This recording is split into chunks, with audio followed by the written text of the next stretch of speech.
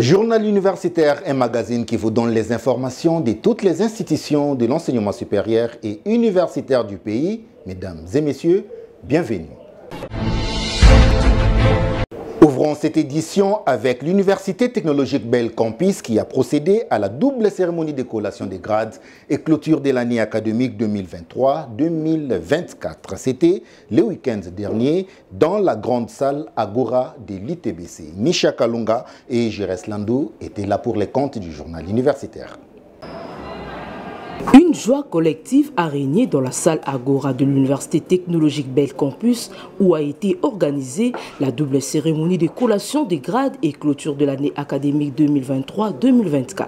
À cette occasion, 240 lauréats des différentes facultés qu'organise l'UTBC ont été lancés sur les marchés d'emploi dans le système LMD. Après l'allocution du recteur de l'UTBC, le professeur Jacques Sabiti Kisea, le secrétaire général académique, a, dans son rapport académique, souligné que cette année académique achevée en séjour a connu un aboutissement heureux grâce à la bravoure des enseignants qui ont donné une formation de qualité à ces futurs cadres de la RDC sous la clairvoyance du président du conseil d'administration et l'assiduité des étudiants. L'heure était à la proclamation des résultats par les différents doyens de faculté, puis la collation des grades académiques par le recteur de l'UTBC et la remise des spécimens aux lauréats par le PCA de l'UTBC. Ici de noter que l'Université technologique Belcampus est la meilleure université qui forme des intellectuels pétris de valeurs incontestables pour contribuer à la transformation qualitative de la société congolaise.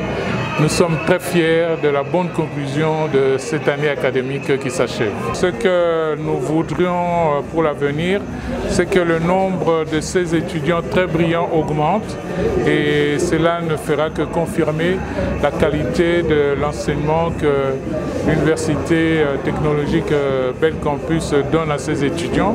Notons que cette cérémonie a ouvert la voie des inscriptions pour l'année académique 2024-2025.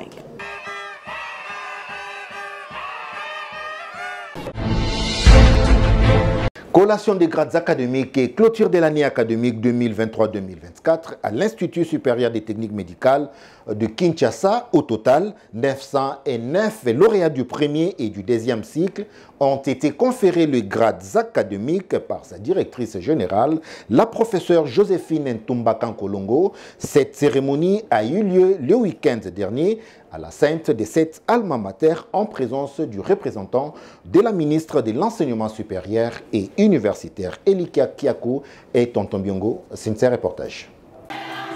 C'était avec une grande joie manifestée par ces lauréats qu'a débuté cette double cérémonie de collation des grades et clôture de l'année académique 2023-2024 à l'Institut supérieur des techniques médicales de Kinshasa le samedi dernier. Tout a été démarré par les discours captivants et chaleureux de la directrice générale de cette institution, la professeure Joséphine Ntumba, qui a éduqué cette année académique, marque non seulement la fin d'une année de dur labeur, mais aussi un nouveau chapitre qui s'ouvre pour cette alma mater, tout en le conscientisant de porter haut des valeurs de l'Institut supérieur des techniques médicales de Kinshasa à faire preuve de professionnalisme et d'éthique en soyant des ambassadeurs de cette institution. S'en est suivi des rapports académiques par le secrétaire général académique, le professeur Basila Ilengimbula Jean-Pierre. En effet, le rapport académique s'est articulé sur 5 points, à savoir du calendrier académique, du fonctionnement des organes de décision et de consultation, du personnel académique et scientifique, les étudiants ainsi que les enseignements et des évaluations.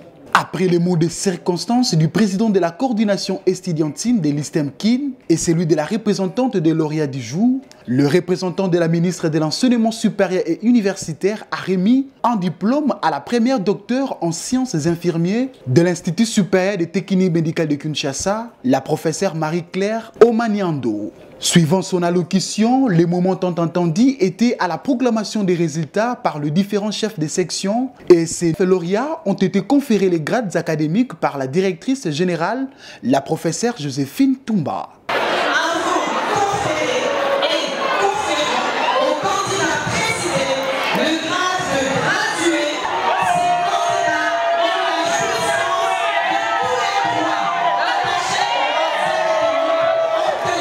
Conformément à l'ordonnance Il est de rappeler que le représentant de la ministre de la tutelle a déclaré close l'année académique 2023-2024 et a ouvert l'année académique 2024-2025 dans une ambiance totale.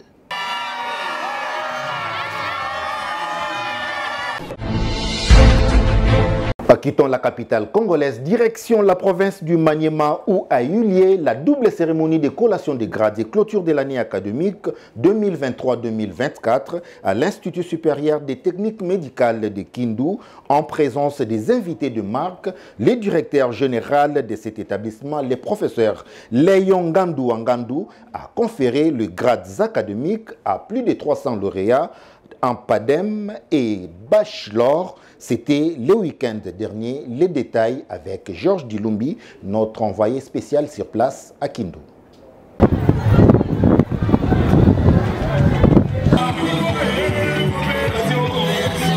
C'est en douceur et avec satisfaction de toute la communauté que l'année académique 2023-2024 s'est clôturée à l'Institut supérieur technique médical de Kindu, une institution dirigée par le professeur Léon Cyprien Ngandou. Dans son discours des politiques générales de l'établissement, prononcé en présence des invités de marque, des lauréats et membres de famille, venus à cette double cérémonie de collation des grades et clôture de l'année académique 2023-2024, le directeur général de l'ISTEM Kindu, le professeur Léon Cyprien Ngandou, a de prime abord rendu grâce à Dieu pour son accompagnement avant de rendre les hommages mérités au président de la République, Félix Tshisekedi, à la première ministre et à la ministre des l'ESU, professeur Safi Sombu, pour la détermination exprimée afin non seulement d'améliorer les conditions de vie des professeurs, mais aussi celles d'apprentissage des étudiants. En outre, il s'est apaisanti sur les bilans de son comité qui est largement positif au regard de la qualité des enseignements dispensés à l'ISTEM Kindu grâce au sérieux dans les travaux sur les plans académiques, administratifs, de la recherche et de la gouvernance financière. Secteur académique, en rapport avec la coopération, l'activité principale a tourné autour de l'organisation et de la formation du 3e cycle avec son école doctorale Monique Rota-Tonder. Dans le cadre des partenariats qui lient l'Université Sorbonne, Paris-Nord et l'ISTEM Kindu, cette institution aura été parmi tant d'autres du pays la première de l'enseignement supérieur universitaire à organiser les enseignements du 3e cycle en sciences infirmières et en sage-femme. Ainsi, l'ISTEM a fonctionné cette année 2023-2024 avec 2 filières en doctorat, sciences infirmières et sage-femme. 4 filières étaient opérationnelles en master notamment, sciences infirmières, sage-femme, santé communautaire et gestion des organisations de la santé.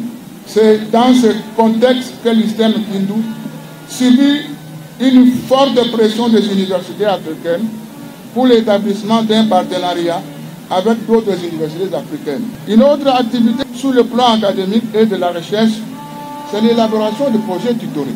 Pour la construction d'un nouveau bâtiment, l'ISTEM a prévu de commencer les travaux de bâtiment à 4 niveaux, rez-de-chaussée plus 3 étages. Le début des travaux est prévu pour le début de l'année académique 2024-2025.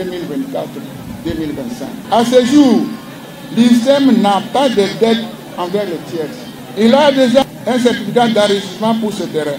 Pour garantir la transparence et assurer une bonne traçabilité de la gestion financière, le comité de gestion de l'ISTEM Kindu a opté pour la bancarisation de toute la gestion financière de l'ISTEM Kindu. Étant parmi les heureux du jour d'avoir accompli son faille sa mission, le secrétaire général académique de l'ISTEM Kindu, professeur Alain Bakangana, a brossé laconiquement son rapport académique qui a démontré noir sur blanc l'effectivité de toutes les activités académiques et para-académiques programmées tout au long de l'année 2023-2024. Gage d'un taux de réussite de 70,7%, a souligné le professeur Alain Bakangana après ses allocutions et celles du représentant du gouverneur de la province du Maniema. Les différents chefs des sections ont tour à tour proclamé les résultats qui ont permis au numéro 1 de cet état l'établissement de conférer le grade de licence et des bachelors aux lauréats avant de boucler complètement l'année académique 2023-2024 dans une ambiance bon enfant.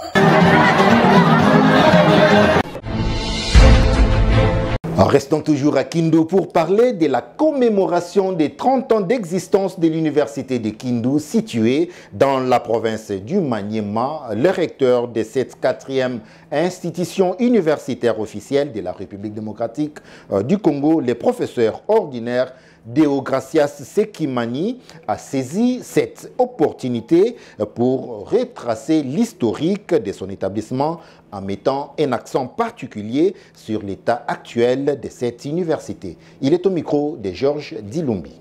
Merci au journal officiel universitaire pour la visite que vous nous rendez, une visite d'honneur pour nous permettre de parler de l'université à 30 ans d'âge.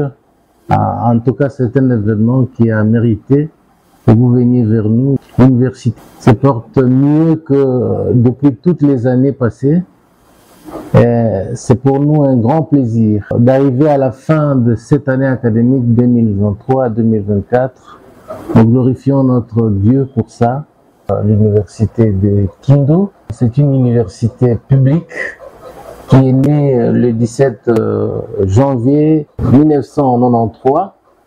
Une université dont la conception a eu lieu à partir de l'université de Kisangani. Une initiative du professeur Lokombe Kitete, notre premier recteur, qui est déjà décédé, paix à sa mémoire. C'est lui qui s'est fait accompagner de ses jeunes frères et sœurs de Kisangani. En 1993 même, à la suite d'un arrêté signé par le ministre Ndodi Ndodi, notre université a été créée. Malheureusement, les débuts n'ont pas été vraiment favorables, étant donné la rigueur de la République démocratique du Congo. Il a fallu que nous puissions montrer à la face du monde que nous sommes une université au vrai sens du mot. Mais lorsque le contrôle de viabilité est arrivé, notre université n'a pas pu répondre aux attentes du gouvernement. L'année prochaine déjà, en 1994, l'université était appelée à fermer par un arrêté de fermeture, mais avec la ténacité, l'université est entrée dans le statut d'une université privée jusqu'en 1997. C'est l'année à laquelle la révolution afdélienne est entrée dans le pays et c'était l'occasion pour lui de faire ressusciter cette université-là sous le label d'université publique. C'est ainsi que le gouvernement a pensé qu'il était de bon augure, de bonne politique, qu'elle soit mise sous l'encadrement d'une des universités publiques traditionnelles, nationales, dont l'université de Kinshasa, l'université de Lubumbashi et l'université de Kisangani. Bon, le sort a porté l'université de Kindu sous l'encadrement de l'université de Lubumbashi. Ainsi, cette université qui s'appelait au début Centre universitaire du Maniema à la création a changé de dénomination pour s'appeler Centre universitaire de Kindu. Nous avons commencé avec la faculté de médecine.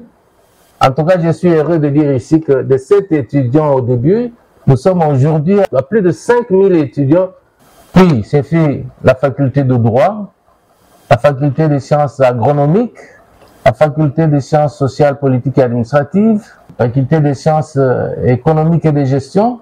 Vers la fin, la faculté des sciences de l'éducation et psychologie, qui porte sur son dos aujourd'hui le département de sciences de l'information et de la communication, qui va devenir aussi une faculté lorsque on créera la faculté des lettres. Nous avons l'ambition, en dehors de ces facultés-là, il y a la faculté des sciences de santé, qui est différente de la médecine. Nous parlons de santé publique, la sociologie. Nous avons aussi pensé qu'il est nécessaire d'avoir une faculté de sciences vétérinaires. Nous sommes heureux également de vous dire que nous détenons un bâtiment construit aux standards internationaux.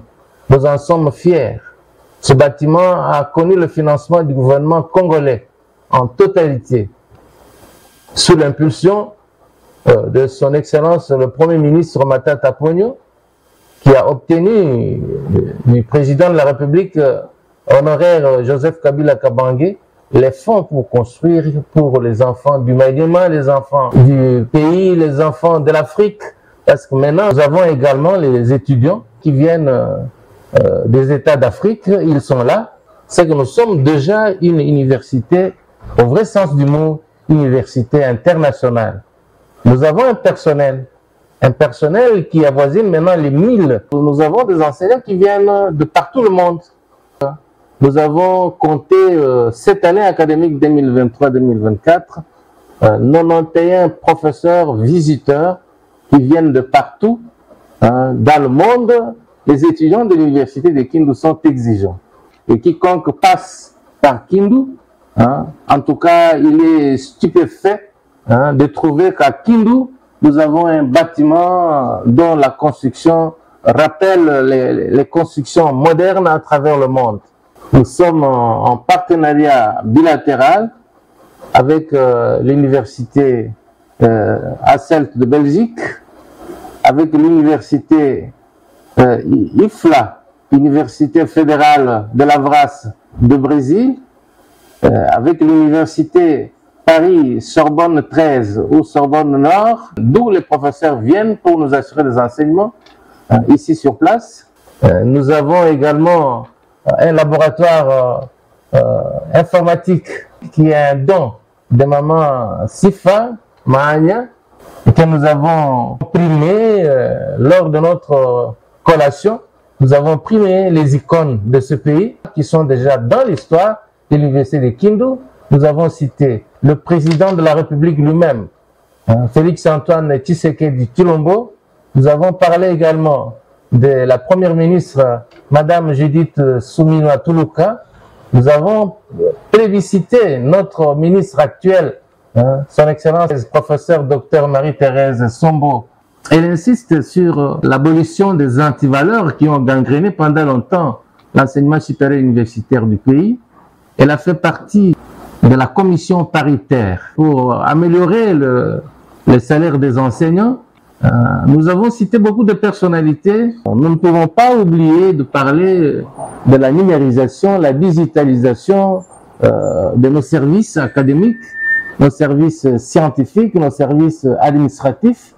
Ne manquons pas de parler du système LMD, la révolution actuelle de l'enseignement que nous avons hérité du processus de Bologne. Nous sommes en train d'implémenter les caractéristiques en rapport avec l'amélioration de l'assurance qualité. À 30 ans, on est encore une université jeune. Mais on se bat à faire en sorte que nos étudiants ne soient pas dépaysés lorsqu'ils quittent le Congo, ils quittent Kindu et ils vont ailleurs. De retour à Kinshasa, le master en transformation sociale de l'Université protestante au Congo procède aux inscriptions pour cette nouvelle année académique 2024-2025. Valongolo pour plus d'explications.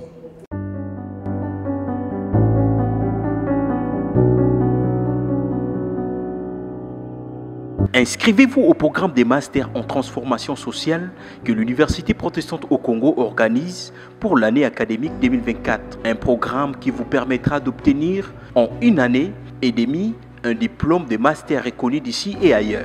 Ces programmes sur le changement des mentalités visant l'intégration et le développement social de la personne.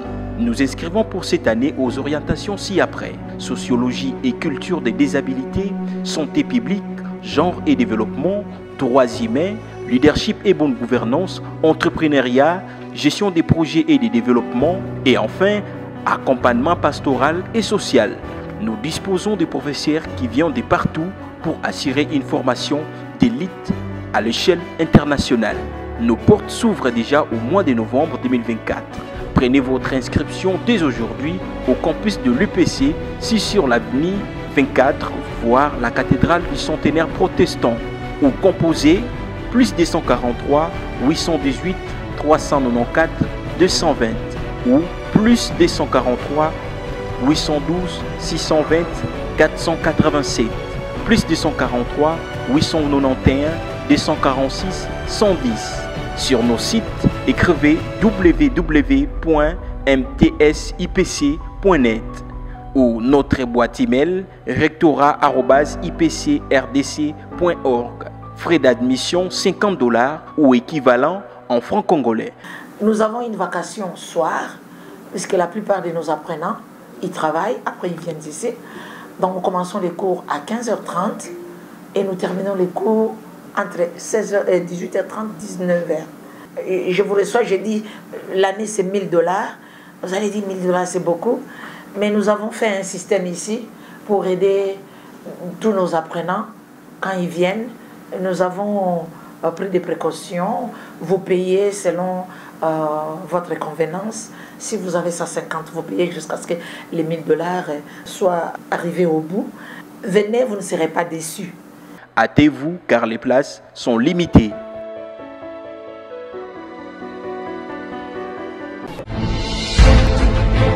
Tout à fait autre chose dans cette édition. La représentation des étudiants du Congo, REC en sigle, a tenu une assemblée générale extraordinaire le week-end dernier en vue d'établir sur les sujets relatifs à la gestion de cette structure, une assemblée générale convoquée par le père fondateur de la dite association. Valongolo pour le reportage.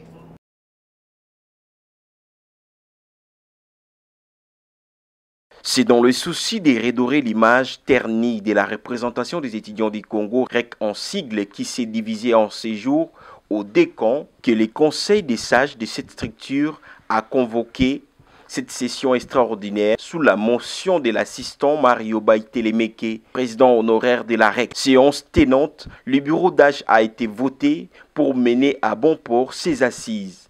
À la tête, le chef des travaux, Jean-Claude Lodi, premier président de la REC, qui a lancé le débat et récolté les propositions des participants. Au final, des recommandations ont été formulées, à savoir rencontrer les décans pour trancher et faire les rapports à l'Assemblée. Il y avait des élections qui devaient être organisées, comme je venais de vous dire tantôt, et qu'il n'y a pas eu organisation des élections. Il y a eu beaucoup de points, c'est-à-dire qu'on a parcouru la situation du début jusqu'à la fin, essayé de voir qu'est-ce qui a fait qu'on arrive à cette situation qui est déplorable, qui n'est pas acceptée par tout le monde. Mais qu'est-ce que nous devons faire maintenant? Dans tout ce que nous avions pris comme proposition des uns et des autres, c'est juste chercher à rencontrer les différentes commissions, parce qu'il y a 2 présidents des commissions électorales, il y a 2 présidents du Conseil national des sages. Et maintenant, on ne peut pas trancher lorsqu'on n'a pas encore écouté quelqu'un. Même une personne qui est accusée jouit de la présomption d'innocence. À un certain moment, on s'est dit, bon, ça va, il faut alors aller vers ces gens où on va chercher à écouter les uns et les autres, au besoin faire un rapport auprès de l'Assemblée générale pour qu'une solution soit trouvée. Notons que cette commission a un délai d'1 semaine pour mener ses enquêtes avant de revenir avec les rapports à l'Auguste Assemblée. Parlons sport dans cette édition. Le directeur général de l'Académie des Beaux-Arts de Kinshasa, le professeur Henri Kalama Akolez, a procédé au lancement de la finale du tournoi interfacultaire dans le cadre de la journée mondiale du sport universitaire. C'était le week-end dernier au terrain de football de là-bas. Un reportage de Valon Ngolo. Oui, c'est bon. C'est bon. Allô? C'est le professeur Pichdi Henri Kalama, directeur général de l'Académie des Beaux-Arts de Kinshasa, qui a donné le go à cette finale du tournoi interfacultaire opposant la LDAI et L1-LMD dans le cadre de la Journée internationale du sport universitaire, conformément à la dernière note circulaire du ministre de l'Enseignement supérieur et universitaire, professeur Dr Marie-Thérèse Sombo Ayane Safi, qui a exigé aux chefs d'établissement ainsi que des membres de leur comité de gestion à encourager la solidarité et la convivialité entre les étudiants pendant les activités sportives. Au premier mi-temps, les 2 équipes se sont confrontées sans l'ouverture des scores. Des retours au vestiaire, La L1LMD a ouvert les scores avant la fin du match.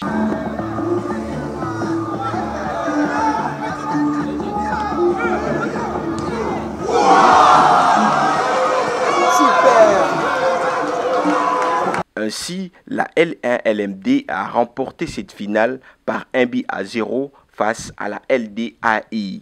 Le comité de gestion a remis aux 4 finalistes une enveloppe consistante et des coupes aux 2 premiers.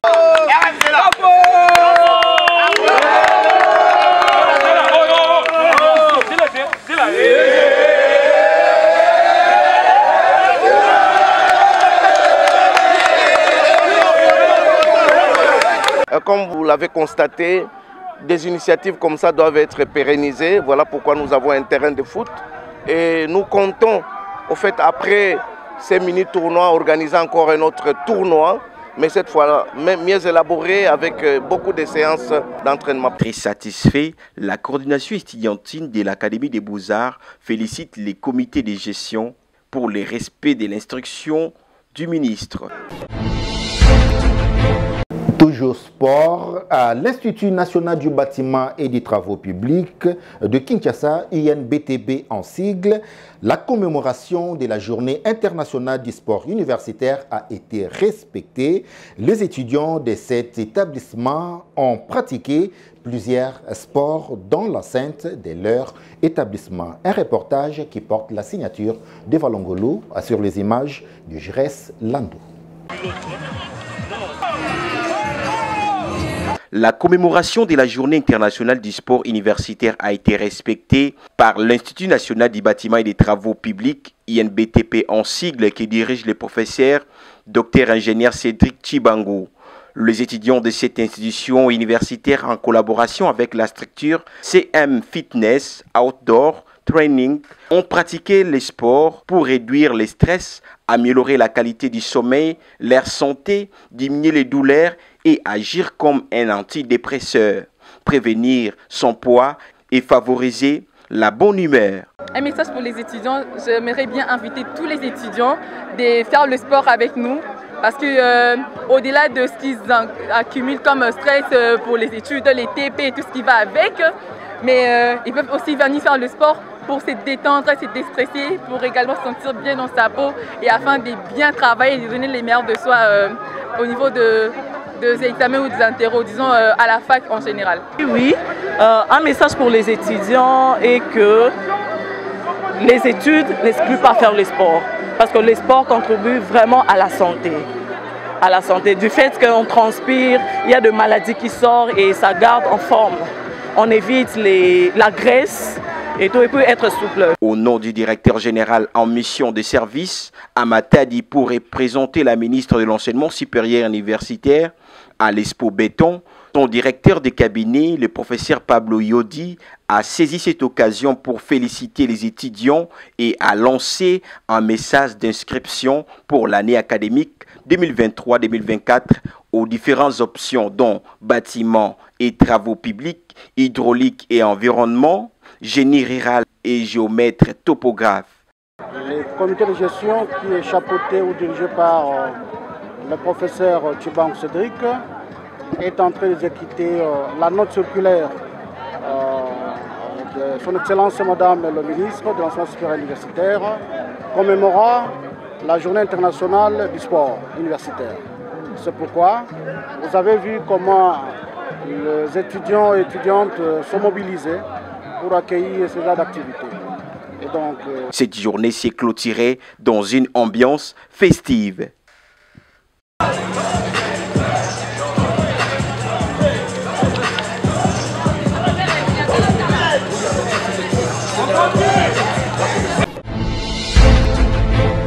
Bouclons complètement cette édition du journal universitaire avec cet élément. Le 20 septembre de chaque année, l'humanité célèbre la Journée internationale des sports universitaires. L'Institut supérieur des techniques médicales de Kananga n'était pas en reste. Les professeurs John Kayembe Mputu, directeur général de l'ISTEM Kananga, a organisé plusieurs activités sportives dans l'optique de s'aligner dans la vision de la ministre de l'Enseignement supérieur et universitaire. Nous sommes dans la province du Kasaï central. Suivez.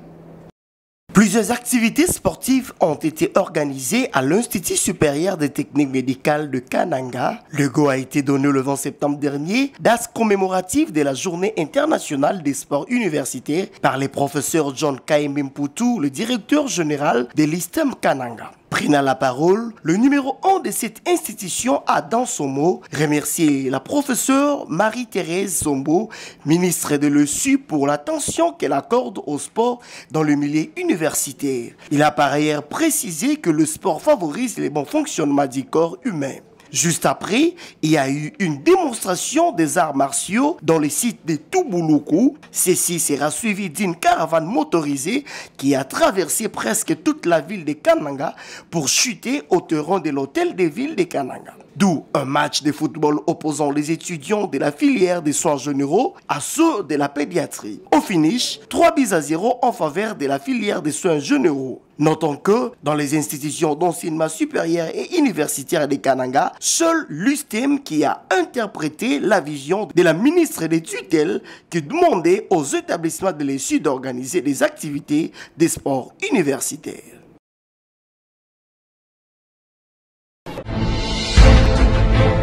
C'est par ici que nous bouclons complètement cette édition du journal universitaire. Mesdames et messieurs, si vous l'avez aimé, dites un grand merci à Christian Chipamba qui était derrière la caméra, assisté par Karel Mbambi, sous la coordination d'André Mouchongo Machara, réalisé par le docteur Emmanuel Lema. Mesdames et messieurs, cette édition est terminée. Au revoir.